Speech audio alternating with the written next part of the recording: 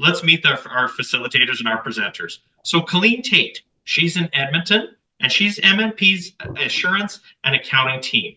She leads their national policy around poultry and also the Alberta food and beverage processing teams. Alex Strachan, he's in Winnipeg on the other side of me. He's a senior farm management consultant. He's working one-on-ones with agribusinesses, with farmers on everything from problem solving, financial planning, analysis, cost of production, benchmarking. We have a great team in front of us today to really make sure that you have a great hour. So with that, I'm going to turn it over to them, aligning your mission and vision, making it real for your business. No two farms are identical, and you know that better than anyone. So with that, Alex and Colleen, go. Amazing. Thank you, Wayne, for that intro. And thank you, everyone, for attending today. Nice to see some more attendees, like Wayne said. And we can get right into it. Okay, so let's start off with the question. What is a mission and vision? Really, really simple answer. That's a bit more abstract is, who are you and where are you heading? So really, for some who have never maybe done an exercise of actually setting these goals, not goals, but these types of things in motion, I've got a quick poll I wanted to start off the group with to see kind of where we're at in terms of who's in the group, what we're thinking about. So the question I have would be, what would success look like for me? And the buckets I'm looking for, if you want to enter them in the chat, would be, what does success look like for you long term? What does success look like for your operation? And then lastly, maybe for your family. So take a minute, put something in the chat, and let's see what some people here are thinking about.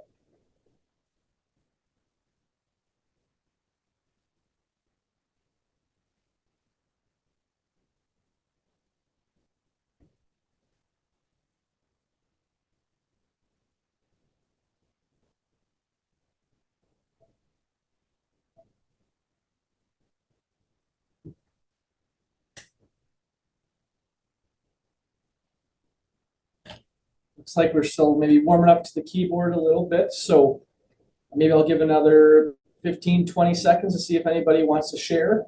And if not, I will perhaps bail you out and offer a couple of options that we can talk about.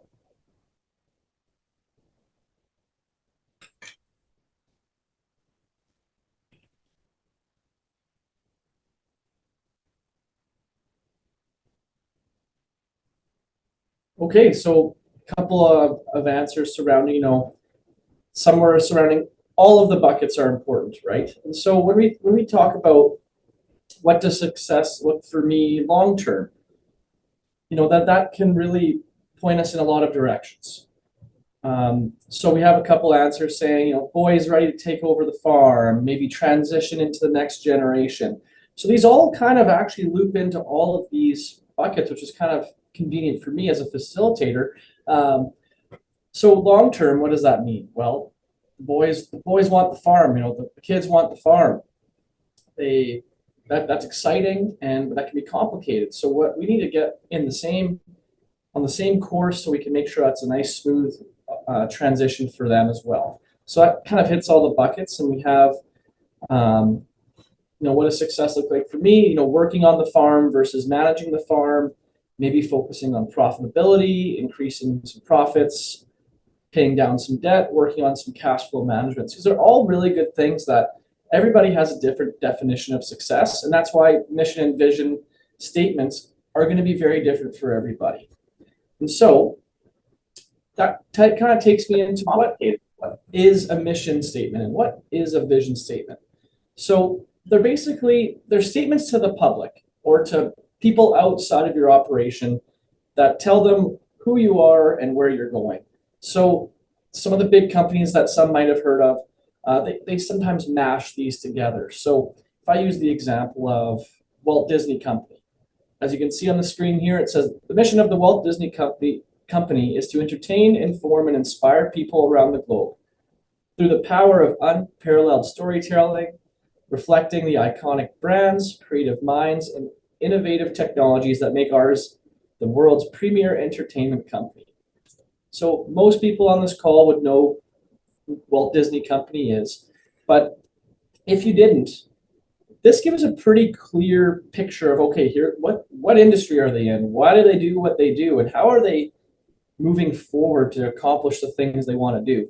So this is a really kind of cliche, classic, good example of a mission and vision that really kind of work together in helping people who are not part of the operation understand what they're all about.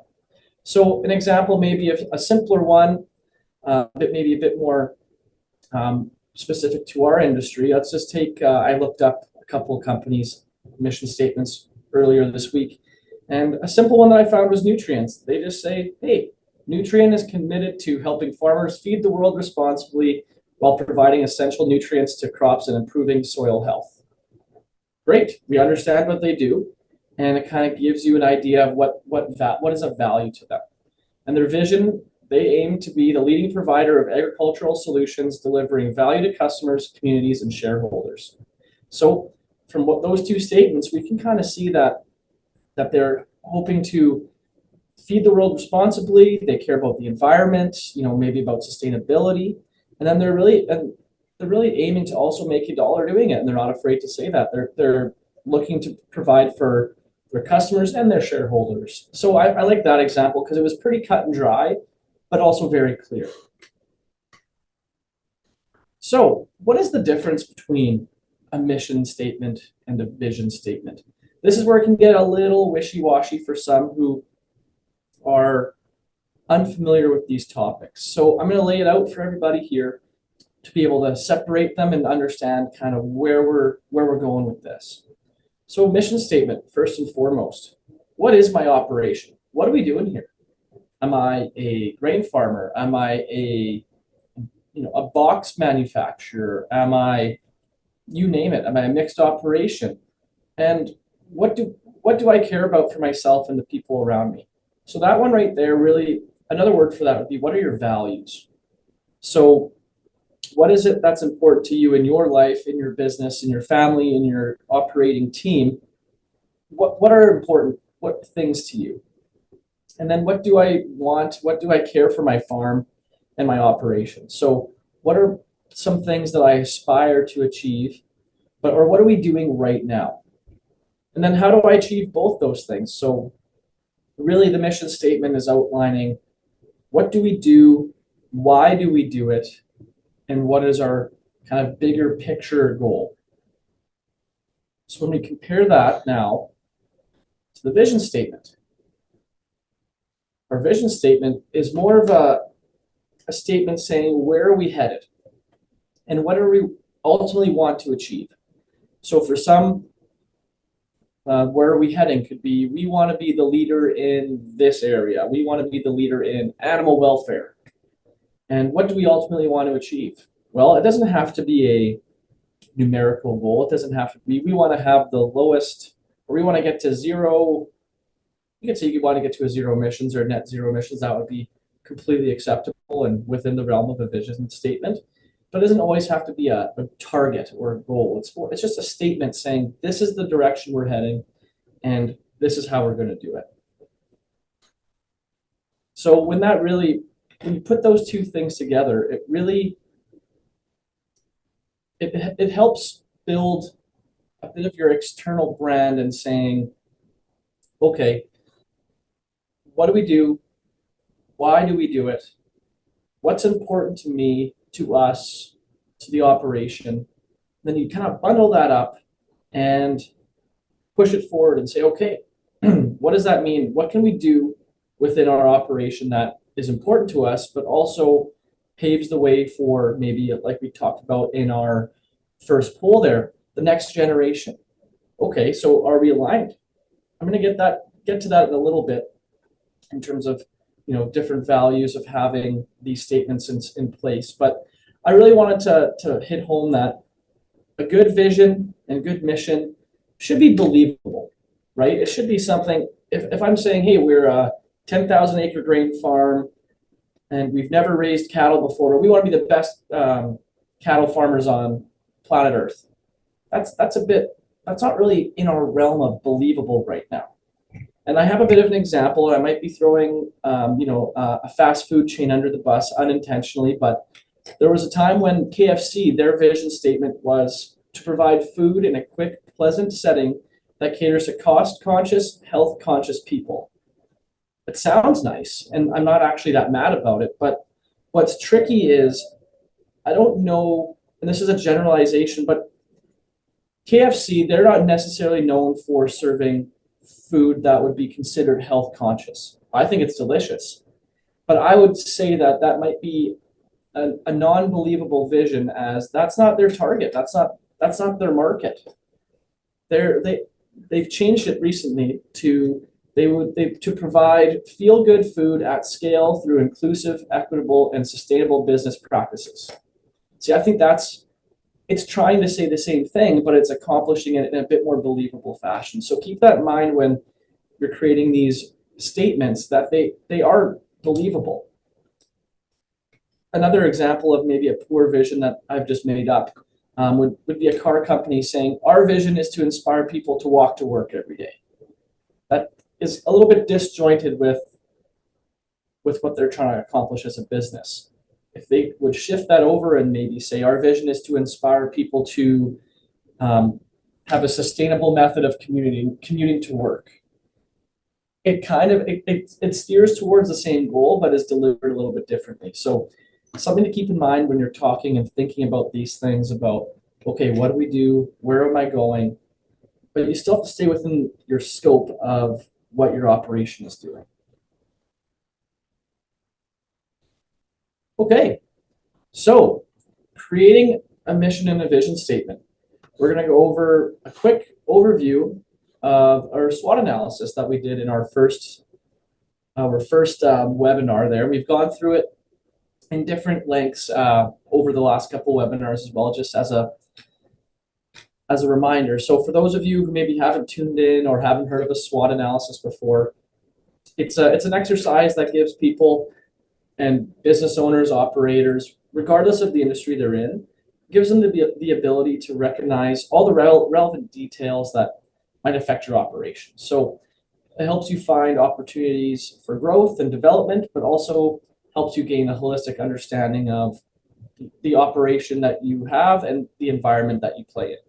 So for more detailed information about the SWOT analysis, watch our previously recorded webinar. I believe it is our first one. It should be available on FCC's website. And also, we also have a in-person session coming up, I know, in Brandon in a week or so. And so if you're in that area, come on down. I believe we're doing one in Ontario in a couple more weeks after that, and another one in Regina. So we've had lots of opportunities to go learn about all sorts of business planning tidbits and awesome people presenting these. We've done a couple already, so if you've attended, thank you. And if you haven't, take a look, see if there's one in your area. So this might tailor to more to those who, excuse me, who have seen our webinar on SWOT analysis before. So my question would be, let's reflect on the relevance of SWOT analysis on our topic today. And which section of the SWOT analysis are most helpful for creating our mission or vision statement? So I'm going to toggle backwards really quickly and pull up strengths, weaknesses, opportunities, and threats. Take a mental picture of what you see here. And when the poll gets up, let's take a think and say which areas would apply to our mission and vision statement the most. I'll put it back here so you can see.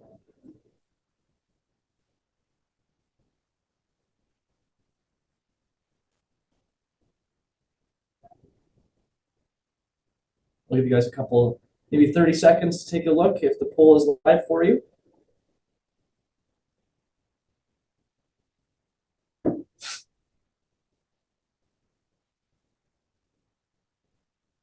Okay, it looks like we're having maybe a bit of trouble with our polling system. So why don't you, if you're comfortable, drop your answers in the chat and we can see what people are saying. So maybe I'll give it another 30 seconds, 45 seconds.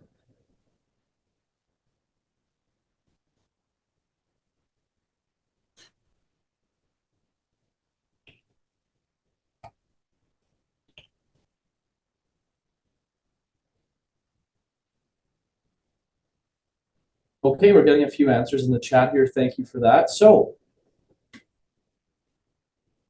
strengths and opportunities. So for those who answered strengths and opportunities, you were absolutely right. Mission and vision statements do indeed draw from the strengths and opportunities section, because it's basically saying, and just because you're good at something, what do you do well? That's kind of the top one for strengths. That doesn't have to define you as a business, but it helps you understand, okay, well, what do we do well? What do we do differently than everybody else? What does our industry see as our strength? So from there, what opportunities are open to you? So that kind of shifts into that forward thinking method of, okay, well, we do this really well. This is what we do day to day. This is what we're all about. Where can that take us? So after we've done our SWOT analysis, we can help look through these two sections to help form our mission and vision statements. Okay. So that gets us into, excuse me, some best practices. So in order to create our mission and vision statement, we need to think about a whole bunch of things. And this is a busy slide, so bear with me. But the first one will be, what are your values and your family's values? So what I mean by that is, what's important to you? What do you go back to when it's not convenient, or when your back's against the wall? What things are really truly important to you? Is it, we conduct business in a certain way? Honesty. Is it, for some it might be religion. For some it might be, hey, our animals need to be best kept in our area. All these different things. So those values, those really help tell your story of what are we all about, and that really helps you define your mission. You don't have to say in your mission, hey, we're a grain farmer who conducts business honestly. You don't have to say it that way, but just think about that when you're building out these mission statements. And kind of to that same thing, how do you want to be seen by others? So if you had to give yourself a one-liner of what you are, would you just say, oh, I'm a farmer? I think you deserve a bit better than that, and we're going to get into that a little bit later. So keep that in mind as well. And like I mentioned before, what's the purpose of your operation? What really are we doing here? Are we farming because, are we just trying to turn a dollar? That's okay. Are we a family farm that really pulls everybody together when it gets busy? Do it for each other. That's a great option as well. Really, this is unique to your operation as well. And then what are the key strategies and goals over the next 1 to 3 years? Or maybe beyond that, into the next 5 or more years. So now we're kind of shifting into that vision statement territory, where we're starting to think, okay, we've kind of put down on paper, or we've thought about, who we are, what are we all about, why do we do what we do? And now we're starting to shift into thinking, where are we headed, and what are some really important things to us to put on the horizon for us to chase after? And then what strengths do you see in your operation and your industry? So those are things for your vision that maybe you can think about. Like I mentioned before, you want your vision and mission to be believable and realistic. So if I'm in a chicken operation, I'm probably not striving to be the best hog producer in the country. I mean, that's a very extreme example, and everyone's probably saying, oh, you're pretty silly. But there are some goals that are some strengths that you might see that you might go one way, but you have to make sure you stay on track to kind of what's important to you. And that takes us to, what opportunities are you hoping to capture, or what technological advancements are you hoping to make? Those two really tie into our day and age today, where we've kind of gone to a very different model of efficiency, and how do we take what we have already and get more out of it, do more with it. And a lot of that is lately has been under technological advancements. It could be different practices on the farm, it could be people, it could be, you name it. So these are things where, not just saying, hey, we hope to be super efficient. Well, let's go a layer deeper and saying, okay, well, we strive to make investments in these 3 areas going forward. Then lastly, how do you assess the risk management of your operation? So we've kind of talked about this in prior webinars, but we talk about risk. We talk about identifying things that could, cause trouble for your family, your operation, whether that be monetarily, operationally, both. It could be external factors, could be internal factors. So these things kind of help build, okay, who are we and what are we doing? Okay, so kind of to what I was pointing to before is the way I like to kind of bring this less abstract and make it a bit real. You run into somebody at a, I don't know, a parent-teacher conference when you're waiting in the hall, and they say, "Hey, we've never met before. What do you do?" And if I don't think that the answer, farming, I'm a farmer. I don't think that does you justice. Like you might add, hey, we're a fourth generation grain and poultry operation in southern Manitoba. Great, but what else? What else do you have going for you? Well, at Alex Farms, our mission is to supply the province with high quality poultry while maintaining industry leading animal welfare practices. Well, that's awesome. Tell me, how do you plan to achieve that? Oh, okay. I mean, you might not speak this way to the person in the hall, but if you had premeditated or pre-planned your vision statement, you might say, our vision is to be known across the province for our animal welfare practices. And we will accomplish this through continuous investment in research, infrastructure, and employee education. So basically in those last two sentences that I said, you kind of get an idea of what it is my made-up farm does and what we care about. We care about, animal welfare. We care about being cutting edge, and we are ready to basically make that promise that we will have continuing investment in those areas to become better and more efficient operators. So this is a very simple example, but I think this is a really good way to go through this if you're having trouble turning this bit more abstract thought process into something real. Just what do you do? What else? And then how do you plan to do it? So just a couple of kind of tips and tricks that I like to bring forward when I'm talking about this. Okay, so why bother? Why have a mission? Why have a vision? Why am I doing this exercise? So what I want to cover off as we go into this is there's two kind of ways of thinking when we're in management, and there's the bottom up and the top down approach. And so the biggest difference, I would say, when we're talking about a bottom up approach, we're really starting the process, or we're starting our thought process on the processes and kind of what works. So bottom up, really it prioritizes looking at the individual tasks and the execution of those tasks and the development of the detailed knowledge, the details at the bottom. And then, okay, we have all these tasks that we do. We have all these things that we're good at, But then rolling it up to kind of a bigger picture. When we're talking about a top-down approach, we're starting a lot more from high-level planning and decision-making and narrowing down to, okay, what tasks do we need to do to accomplish those things?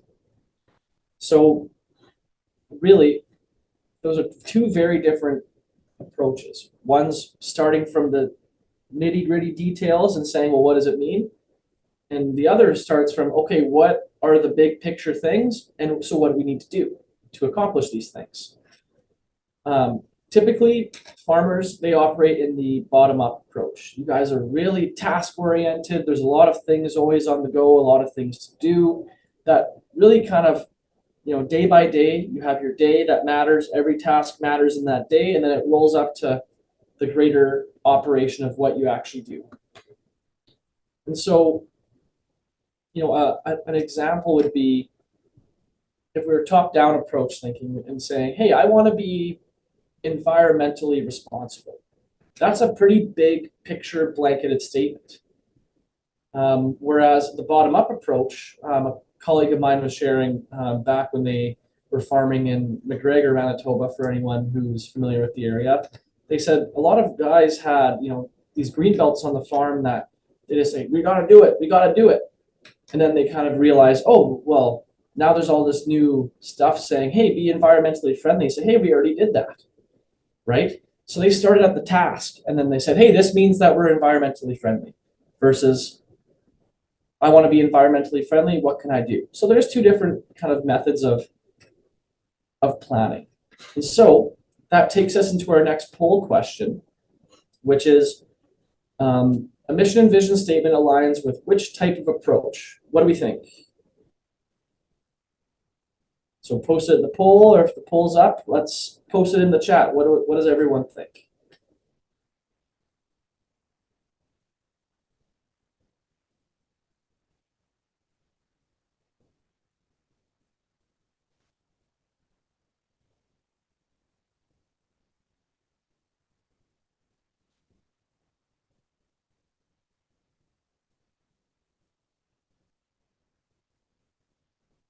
Okay, we're seeing a couple answers come through. I'll give everyone maybe 15 more seconds to get their answer in. Again, the question was, which approach better aligns with the creation of mission and vision statements?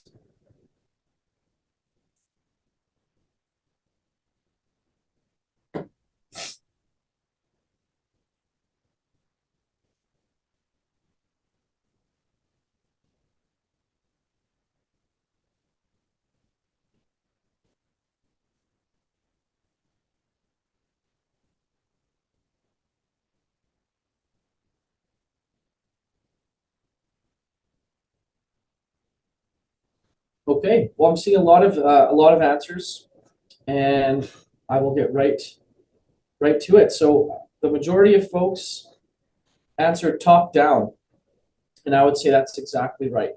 So strategic planning really is kind of what this whole conversation is surrounding. But mission and vision statements contribute to our strategic planning process using a top-down approach. So again, when we're talking about mission and vision, we're really it's abstract, it's big picture. It's saying, what do we do? That's a pretty big picture thought, right? So if we were to try to put together a mission statement and I said, what do we do? Well, I think some people might say, well, we buy fertilizer, we put seed in the ground, we buy feed, we put it through the chickens, we fill the waterers. Those are all things that would be bottom up thinking. Okay, well, let's get a bit bigger picture. Okay, well, we raise animals, we're a third generation farm, what have you. These are all things that are a bit bigger picture. And so when we're talking about getting into that right mindset, we have to really keep that in mind. So once you have your mission statement, so we figured out, okay, what do we do? Who are we? Why do we do what we do? You pretty much have to ask yourself, why are you here and where are you going? So, for example, at MNP, one of our values is, we run our business like a business. So what that means is, we are conscious of the environment that we are operating in, meaning that we value everybody's time. We are conscious when it comes to doing our work on time, doing our work as well. We do give back to community, but we're still here to run a business. And let's be honest, you guys are no different. We still need to make a dollar doing this, right? And we're okay admitting that. We're here to say, hey, we're here to help.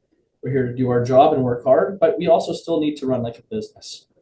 So an example for you folks would be, if your vision was to feed the world, that doesn't mean you have to give it away. The entire world, they can't afford your product. The entire world can't. That's an unfortunate fact. But at the same time, for you, you still need to feed your family and buy fancy new $1 million combines. These are all things you need. So it kind of sets that tone of admitting who you are, but that sounds really negative, but just in a positive way of saying, here's what we do and we're not afraid to say it. So this is kind of where, your goals, vision, lately they've been shifting to, like I said before, efficiency, sustainability. So really, when it comes to strategic planning, when you build this with your main team, with your main stakeholders, like this becomes your North Star. This is something you look to every day, and that you look and say, this is why we're here, this is where we're going, and this is how we're going to do it. So again, to my example of, we are an innovative farm that invests in sustainable agriculture. Well, what does that mean? So it means that if I work here, or if I go to work there, that we're going to be working hard to find different practices to make us better at the things that we set out to do. So if we're trying to be more sustainable, well, hey, let's spend some time out of our day, our week. Maybe we do it once a month, what have you. Let's take some time to, or that we are expecting to take time to invest in that type of practice. So you're willing to offset time and money for that cause that you put out to do. So just food for thought.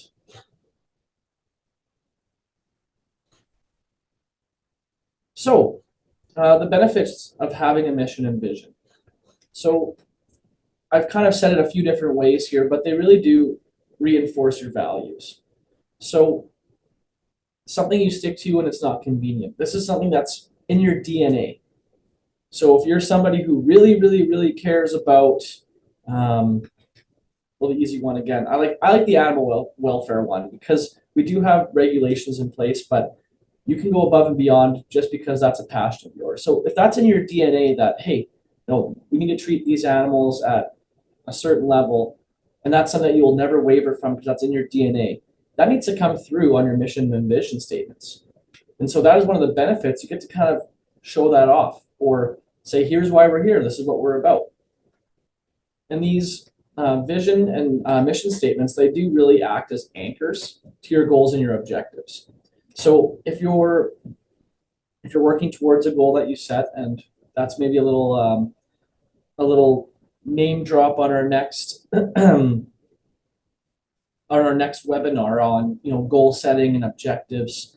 But having mission and vision statements, all your goals and objectives should be able to look back at your mission and vision and say, does this fit? Does this align with what we're doing as a business and where we want to go? And that takes us into our next bullet here. It provides alignment. So whether that be between management, the aspirations of everyone involved, our purpose, the operations that we operate in, all these things come together. So all these parts of the business plan that we've been talking about over the last 3 webinars, and the next 2, and the in-person sessions, it's really that big picture of how does this all come together? Well, really, it's kind of like a matrix. They all need to work together, but also have their own little tangents that they go on. So it does make a big difference when these things are well put together. So, and then a big one that I always find is it builds a platform for communication amongst the stakeholders. So having a strategic plan, mission and vision statements, it allows everyone involved to know, where you're going and how do they fit in. So again, this adds to that comment of, it helps evaluate your current path and your trajectory. So it says, to the world, this is where this farm is going. And it allows you to ask, as someone in the operation, do I want to be a part of it? And what we find is a lot of the time when operations don't or haven't put thought into maybe what their mission and vision statements are, there's some disconnect. And an example of that I have here is, this is kind of we kind of just put this together, but let's just say mom and dad want to sell the farm when they turn 60. They've made that very clear. That's just kind of the plan. But the family has never formally talked about where the farm's going, what everyone has hopes to do. And as a result of that, the kids feel they don't know where they stand or where their future within the farm stands. So really, here, a strategic plan would really provide a platform for everyone involved to voice their ideas. And so, and their visions for the operation, as well as them to say, well, what's important to me in this operation and how we operate. So really, this can be a really good first step to identifying the need for a formal transition plan. Despite the results, it will allow everyone to pull in the same direction, whether that is to build the farm for the next generation, or for the younger farm or the younger generation to move on and continue their lives off farm. And there's no cookie cutter, right way to do this or to start. Everyone just needs to evaluate their role, their path, their hopes within the farm, and see how they align with the other stakeholders, right? So one sibling might say, hey, I'm good. I like being, an accountant. And I don't have any hopes and dreams to continue on this farm. Meanwhile, the other sibling might say, hey, I definitely want to keep farming. I've been very happy doing this, and I want to take off after mom and dad. And maybe on the other side of it, maybe instead of mom and dad wanting to sell the farm when they turn 60, maybe they actually want to farm until they literally can't. So having these types of conversations and alignment, it provides a change in, I like to call it decision horizons. So if you're in the sell mode and say you're 55 and we're going to sell the farm in 5 years, cannot wait, going to go to Mexico 3 months at a time, it's going to be fantastic. So if mom and dad are in retire mode, that means they're probably not looking at the next generation, or they're probably reluctant to take on new acres, new debt, etc. But if they're in the set the next generation up for success mode, they're going to be actively looking for ways to grow the farm, improve things on the farm, delegate tasks and things to other people. So without having this discussion, it's really hard to understand if people are on the same page or not, right? So if it was just assumed that mom and dad were going to say, hey, we are out, have fun, we're gone, we're going to take our nest egg and travel the world. They can still do that if they want to transition the farm and have the children continue farming, but it's just something that without everyone kind of getting together and getting a good understanding of what their values are and what their goals and objectives are, who wants to do what, and all that stuff this is a really important basis of, I think, any transition plan. So I think that what we see first and foremost when we get engaged to help out with transition plans is that many have not had this conversation. And a lot of the time people think that that transition plan needs to be super, super formal right at the start and say, well, who's getting what? I want this, I want that. But really, it's really important to have this conversation first of what does everybody want to do and how can we all pull in the same direction. So we have to keep that in mind as we move forward with the farm. All right, so we're on to our discussion and Q&A portion of the webinar. And so please, if you have questions, we would love to hear them and talk about them. So drop them in the chat and they will get relayed to me, and I can do my best to address any questions or concerns that anyone has.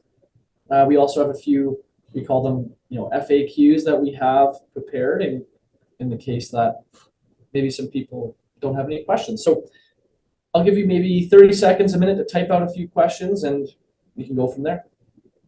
Alex, maybe before so if people have questions that they want to bring forward, I did some pre-polling of some folks, so I have a few questions that I want to kind of bring to the forefront for both you and Colleen. So I'm going to jump right into them, and if we get questions from the audience, away we go. Great. First one, and I'll be honest, this one's even coming from me personally. Great. How long can that vision and mission be? And what I'm getting at is, I tend to be kind of long, and so can I tell a short story, or should I think like Twitter or X now and limit it to 240 characters or 280, whatever it is? I think that's a great question because, I mean, like I said, I've kind of been telling everyone here to say, hey, put it all out there, brag about yourself, really be thorough and don't cut yourself short.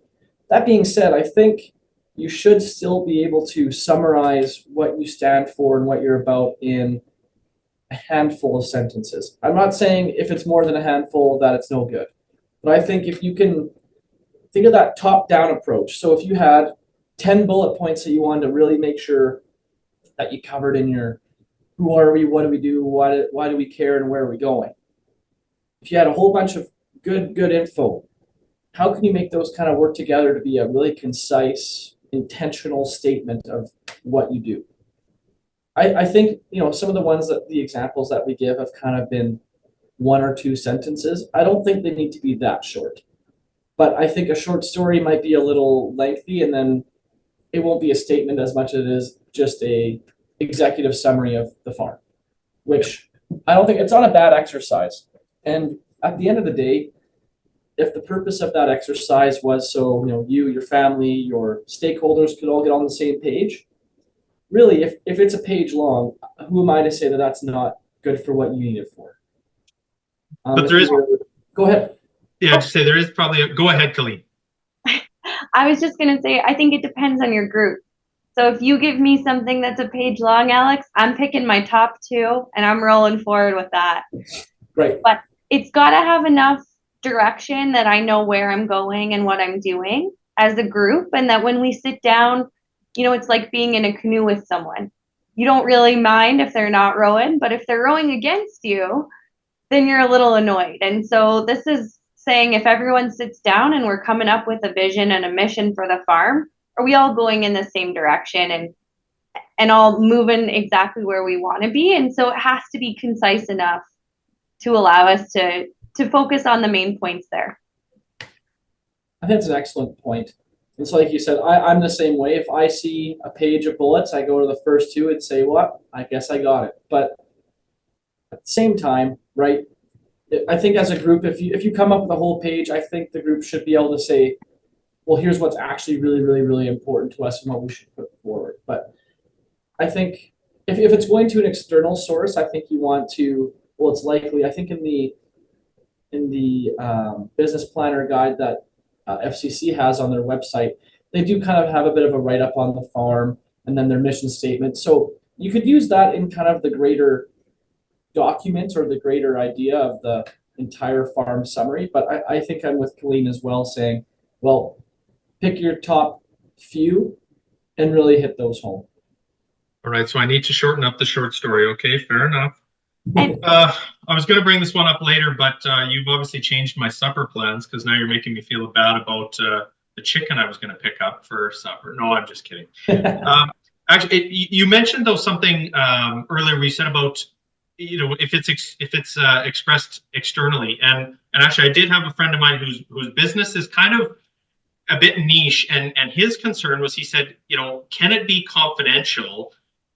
Worrying about if he's giving away kind of a competitive advantage. So I realize that's probably a bit of an extreme, but those were his kind of comments when I started talking to him about kind of the vision and mission of his farm. Okay, yeah, go ahead. Sorry, go ahead, Alex. No, you go ahead. I've talked plenty. I don't think we're asking for, the keys to the car or the secret sauce or the exact recipe for it. It's not going to be something, if we go back to, thinking about what the mission and vision was for Walt Disney, that's not going to give me enough information to go build Walt Disney Company again or build Disney World. But it does give me a high level overview to say this is what's important, and maybe think about, if they're presented with these scenarios, here's where they would lean. This is going to be of utmost importance to this company. And so it tells a little bit of your story without you having to repeat it. So maybe it's a bit of both. Maybe he pares back what's in the vision and mission and keeps the secrets inside, but still gives an overall view about what's important and what drives the company.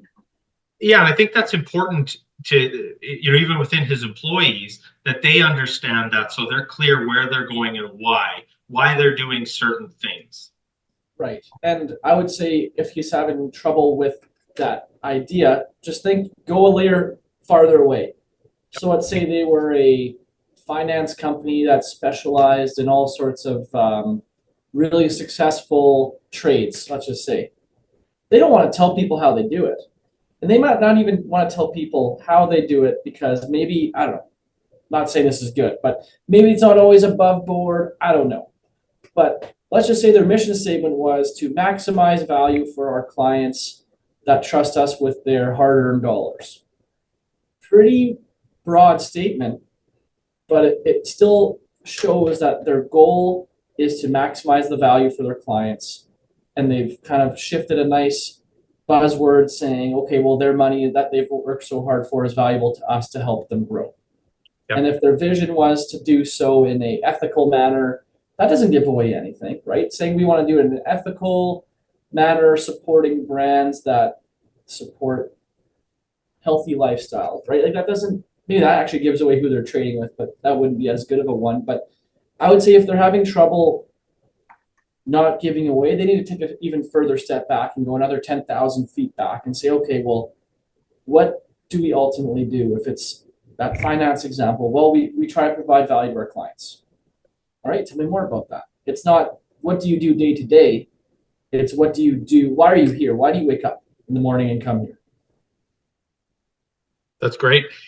We have a question that just arrived. How often do you revisit your vision and mission? And I think where it's really getting at is the follow-up to that is what happens if your vision changes down the road and you want to change things around? So how often and what happens when the business is changing? I would say to review, I mean, that's a great question. I would say, actually, I'm just going to pull up our kind of FAQs because we've kind of touched on them a little bit, and then we can still field other questions as well. I would say you could review every few years with a refocus whenever it felt necessary. I would say if anything changed significantly on the operation, I think it's time to evaluate where you're going and if your vision and mission still makes sense. So if your 5,000 acre grain operation who hopes to be the most sustainable or who wants to invest in sustainability, but then, okay, 2 years later, we buy the neighbor's chicken farm. I'm not saying we still don't want to be sustainably good, but maybe our vision might change to something different. Not better or worse, or we didn't do a good enough job, or we didn't fail, but maybe just a little different. Maybe it has to do with now, okay, I want to maximize my efficiency based on my grain operation and my livestock operation. And we want to be a leader in doing just that. It doesn't have to mean if you change your focus that you failed at the prior vision or that you're selling out or anything like that. I would say every few years, double check that you're still on that path. And if you're not, double check that you're on a path that you feel you are passionate about staying on and that everybody around you is as well. And yeah, I think if anything changes significantly on the farm, that's also a big trigger point for me. So you talked about the top-down approach, to build from the top and goes down. And I guess this ties in a bit to your other comment and I really liked it, where you talked about, your example of the disconnect, where the kids don't know where they stand, and it can help with a conversation around a formal transition plan, just as an example. So how deep should they go in terms of building, like who is at the top? So if it is, I mean, we heard from the comments at the start of the session, a real big focus on our family business, the next generation, our kids. Not surprising in agriculture that is the majority of who we're talking about. Long way around to all of that is how low do we go in terms of including? So it's your farm, yourself and your spouse. Do you include the next generation? How far do we go in that? So I think top down doesn't necessarily mean by rank. It just means by kind of ideology. But that's a great question, though. Who should be involved in this conversation? For example, I don't get invited to any of the board meetings for the M&P board of directors, right? Do I still align with their values? Absolutely. But that may be a bit of an extreme example, but on a farming operation, I think it's okay to have maybe some compartmentalized discussions, but then I think it's important to include any stakeholder that either will have an impact on decisions, or the decisions that come out of these discussions will impact them. So even if it's not a family operation, if it's maybe the three of us, we own a farm, we're in a partnership. Obviously, our our ideas should matter and should be discussed. But if the people who work for us don't align with what we set out to do, then we're maybe at a bit of a disconnect as well. Because I think you have to get pretty deep into this, because it pushes people to get real, and that makes people really uncomfortable a lot of the time, especially with family. So if you can peel back those layers and actually get down to what's important to everybody, they're not going to be the same. They're not. You might have one person in the partnership who says, I want to make boatloads of money. Okay, great. So profitability, and you might have someone else who wants to do it the right way, and you might have someone else who actually just wants to be a silent investor and not have any part to do with it. Even though those are all very, very different, that doesn't mean that they're pulling in different directions. That's the whole point of having these discussions, is saying, here's where I stand, here's what's important to me, and it might be uncomfortable to share that, or it might be uncomfortable for one of the kids on the farm in that example to say, hey, mom and dad, what about us? We actually love this place and we want to keep it going in your name. Right? That can be a hard thing to say out loud or to bring to light.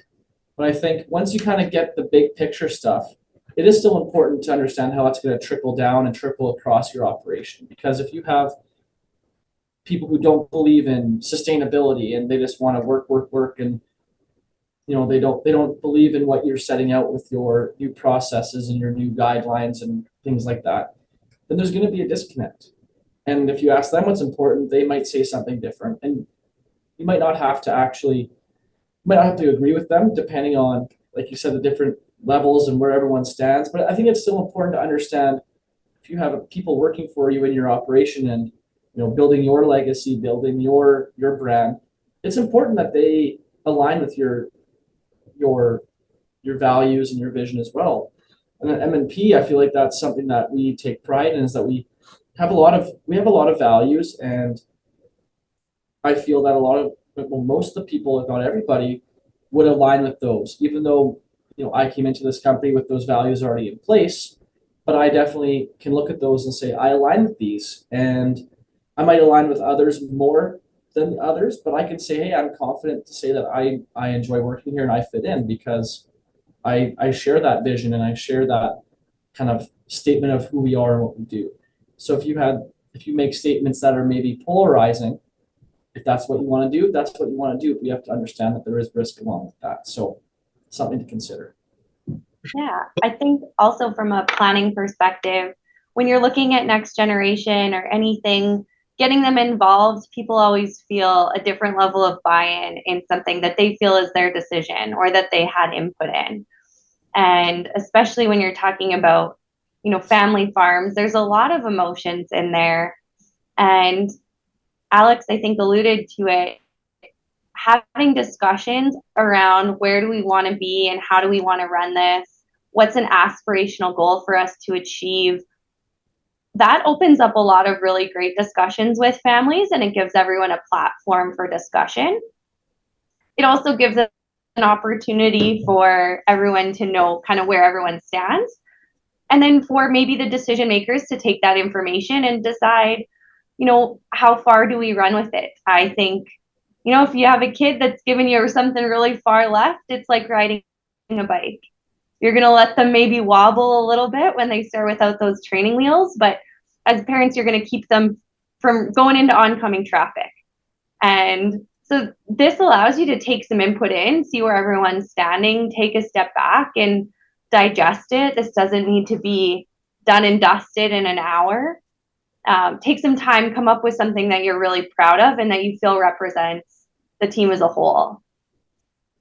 That's actually a great segue into our last question. We have a few minutes left. I'm going to ask you both this question because, Colleen, you touched on it.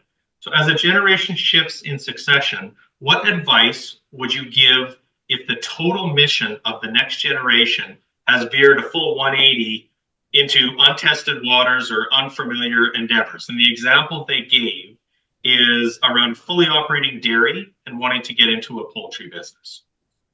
So the mission, they're changing kind of full-fledged from one business to the next, from one generation to the next. It's a pretty broad question. I guess general comments from both of you would be great. Sure. I Yeah, go for it, Alex. Awesome. I would say, so it's not up to me to tell you what you should do or what you shouldn't, but I think it's important for everyone to speak their mind of, why are we doing this? Why are we making this change? And I'm not saying that that sounds like a negative connotation of saying, well, we shouldn't be doing it. No, not that. Saying, well, what made us do this change? What is exciting about that? Where were we when we made this decision? Where did we see ourselves going with this?